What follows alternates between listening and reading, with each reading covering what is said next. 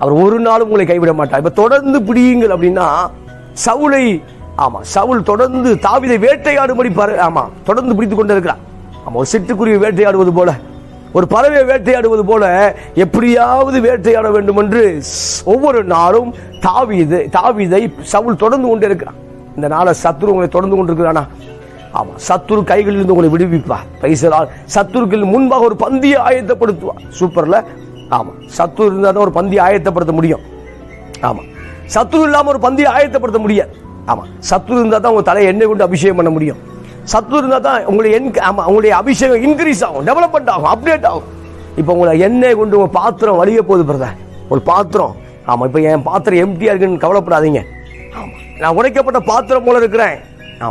என்னை எல்லாரும் புறக்கணிக்கிறாங்க. நான் உடைக்கப்பட்ட பாத்திரம் போல இருக்கிறேன், என் பாத்திரம் எம்டியா இருக்கு. இல்ல, நோ நோ நோ, கர்த்தர் நிரம்பி வழியக்கூடிய அனுபவத்துக்குள்ளாக கொண்டு வருவார்.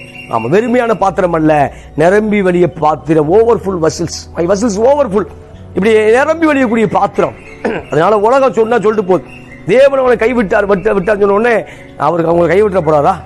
தேவன் உங்கள்கிட்ட விலகிட்டார் அவன் சொல்றதா அவர் விலகிட போறாரா? இல்ல இல்ல, அவர் உன்னை விட்டு விலகுவதும் இல்லை, உன்னை கைவிடுவதும் இல்லை. எந்த சூழ்நிலை வந்தாலும், எந்த சூழ்நிலை வந்தாலும், ஆல் டைம் எந்த சூழ்நிலை வந்தாலும், எந்த நேரம் வந்தாலும் தேவன் உன்னை கைவிடுவதில்லை. இந்த மாதம் உங்களை